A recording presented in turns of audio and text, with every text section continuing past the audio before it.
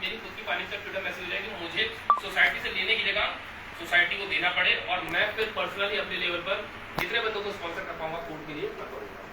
ये मेरा ऑब्जेक्टिव है। ठीक है, आप सर। नमस्ते, मेरा नाम है पुनीत जोशी, मैं पुणे का रहवासी हूँ। मैं शहर में भारतीय जनता पार्टी का संगठन का काम करता हूँ। एक विधानसभा क्षेत्र का अध्यक्ष हूँ। संजीव जी का बहुत पुराना मित्र हूँ और बस उनके इन्विटेशन पे यहाँ सबको मिलने आए। बहुत बहुत धन्यवाद आपका। सर आप।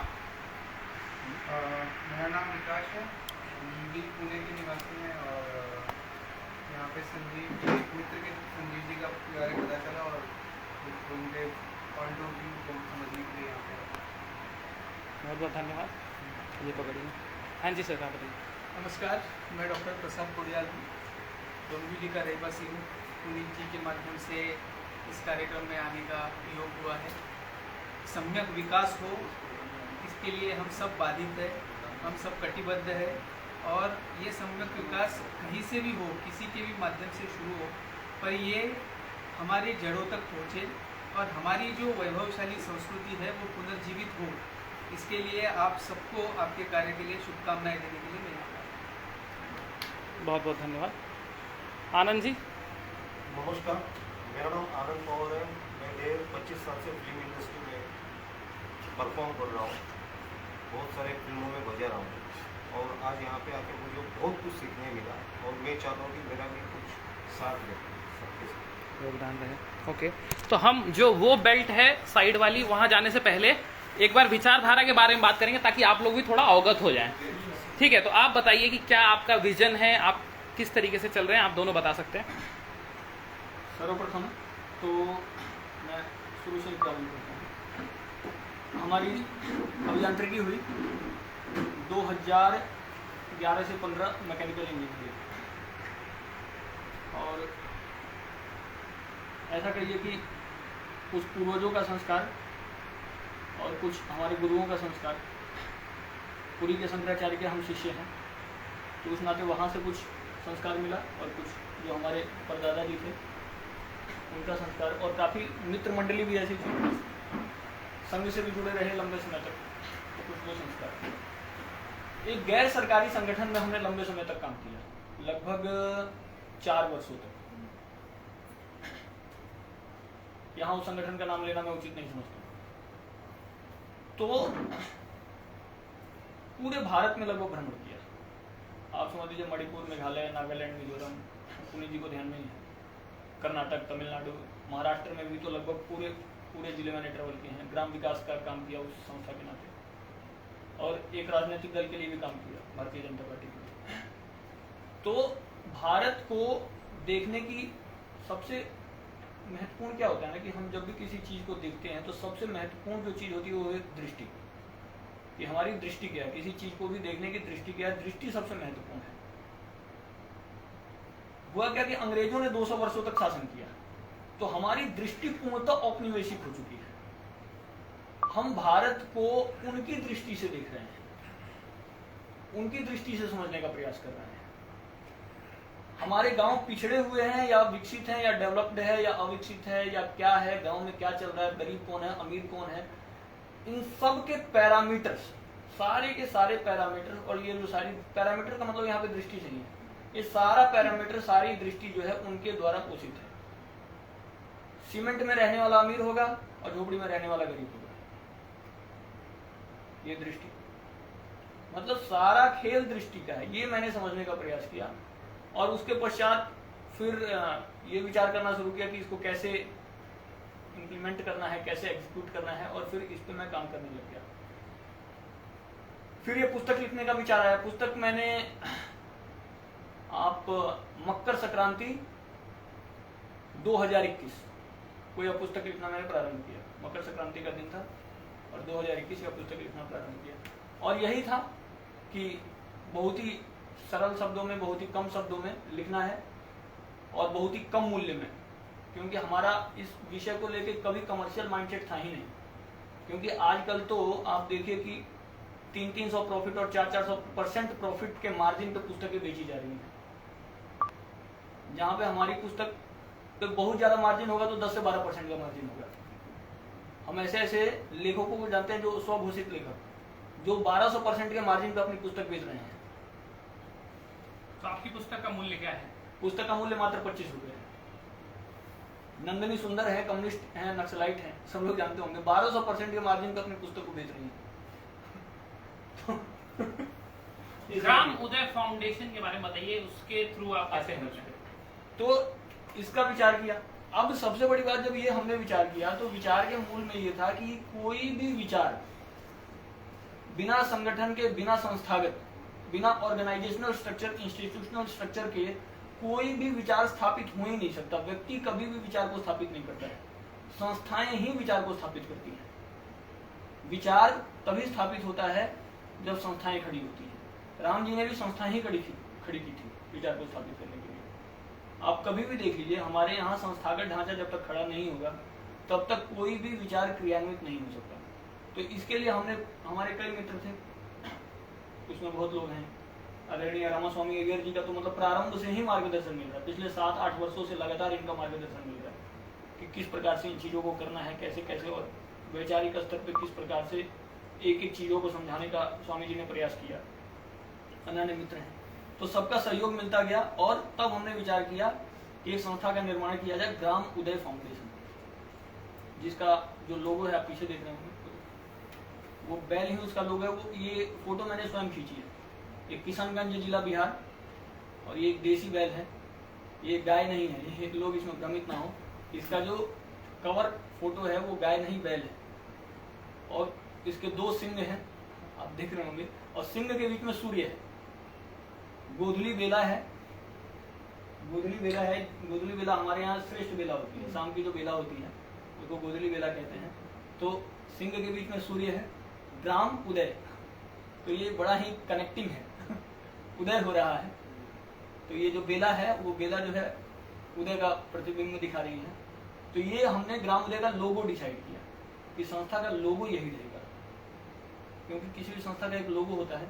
अब जब पूरी संस्था की कहानी आप लोग जानना चाहते हैं तो अभी आप शॉर्ट में बताइए ताकि हम सबसे तो संस्था का लोगो हमने ये विचार किया कि ये जो बैल है, ये बैल हमारे संस्था का लोगो होगा, और यही पुस्तक का कवर फोटो भी है।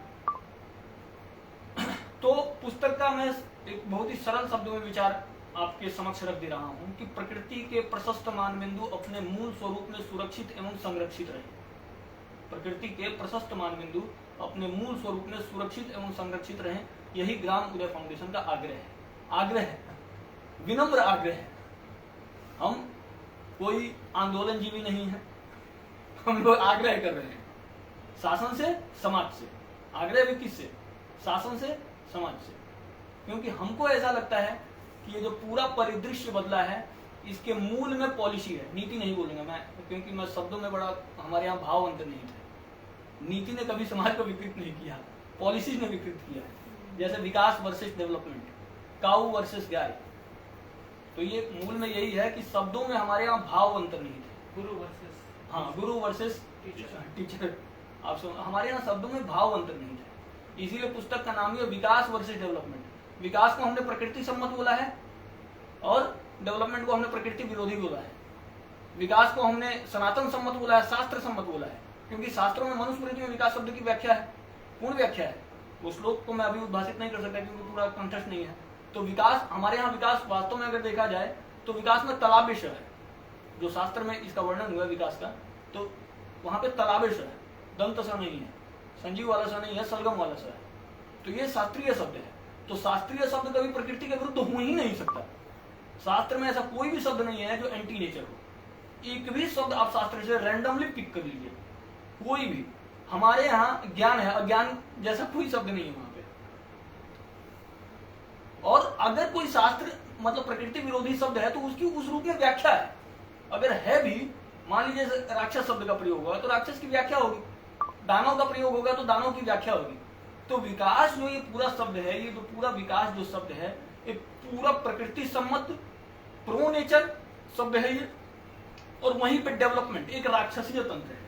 मैं खुल के कह रहा हूं, जो डेवलपमेंट है कंप्लीट, जिसको कहते हैं ना, मैंने ट्रैक्टर को इसमें यांत्रिक दानव लिखा है, यांत्रिक दानव। ये बड़ा एक क्लिष्ट शब्द लोगों को लगता है कि ये क्या, यांत्रिक दानव, टेक्निकल उसको मॉन्स्टर स्वामी जी ने उसमें लिखा है अंग्रेजी में जब ट्रांसलेट किया तो यांत्रिक दानव है। क्योंकि होता क्या है कि आपके यहां अल्टरनेट खड़ा कर दिया जाता है। अब आप और हमारे दिमाग में एक और बात क्या थोप दी गई कि भारत ने कोई आविष्कार नहीं किया, भारत ने कभी कोई आविष्कार नहीं। बैल आविष्कार नहीं है क्या? ऋषि मुनियों द्वारा किया गया बैल आविष्कार है। हमारे जो आविष्कार हैं वो प्रकृति सम्मत है। बैल को आप आविष्कार कैसे नहीं मानेंगे? आपको मानना ही पड़ेगा बैल को आविष्कार। आप घास को आविष्कार नहीं मानेंगे क्या? आप गेहूं को आविष्कार नहीं मानेंगे क्या? आप धान को आविष्कार नहीं मानेंगे क्या? ट्रैक्टर को तो आप आविष्कार मान रहे हैं, दूसरी तरफ बैल को आविष्कार नहीं मान रहे हैं। तो बैल जो है, बैल हो गया या हाथी हो गया या पशु हो गया, अब इसका क्या किया गया कि इन देखिए, एक मैं आपको सामान्य सूत्र दे रहा हूं, बहुत अच्छा फॉर्मूला मैं दे रहा हूं, ये आप लोगों के काम आएगा। वैसे ये जो फॉर्मूला है, ये जो सूत्र है, ये मैं कैसे कहूं, ये राक्षसीय फॉर्मूला है, मतलब विनाशकारी फॉर्मूला है, इसका यूज मत कीजिएगा। लेकिन इस फॉर्मूले को ध्यान में रखिए कि कभी भी किसी चीज को समाप्त करना हो तो उसका अल्टरनेट खड़ा कर दीजिए। किसी भी चीज को समाप्त करना हो, बैल को समाप्त करने के लिए ट्रैक्टर खड़ा किया गया, नदी को समाप्त करने के लिए स्विमिंग पूल, है ना?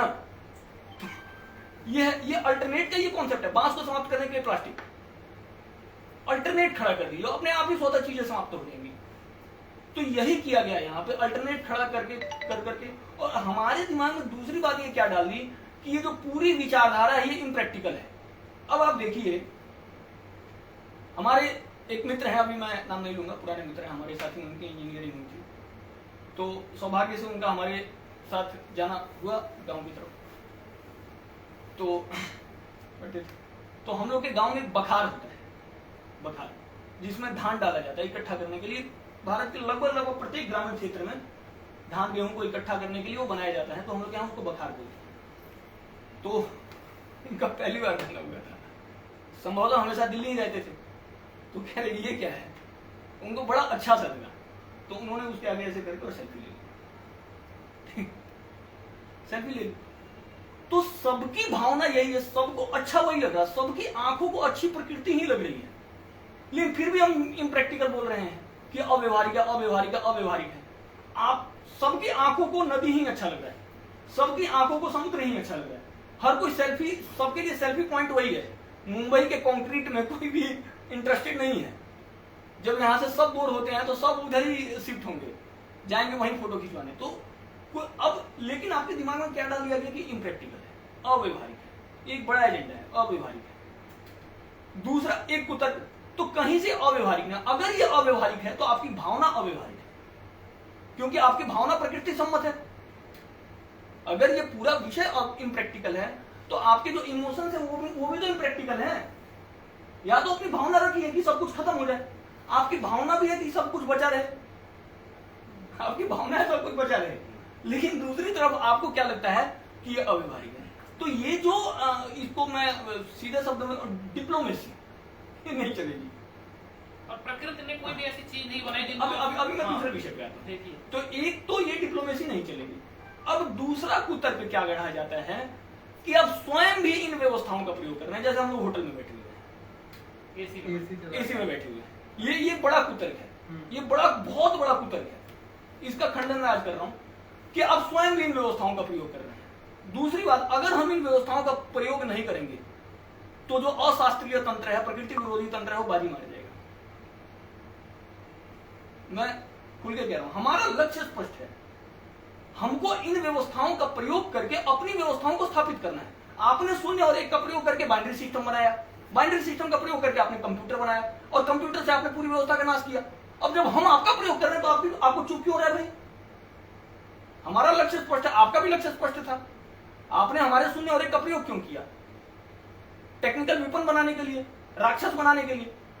अब जब आज हम आपका प्रयोग कर रहे हैं, कंप्यूटर्स का प्रयोग कर रहे हैं अपनी व्यवस्थाओं को स्थापित करने के लिए, आपको दर्द हो रहा है, वाह वाह, ये एक और डिप्लोमेसी है, हाई लेवल डिप्लोमेसी है ये, हम करेंगे।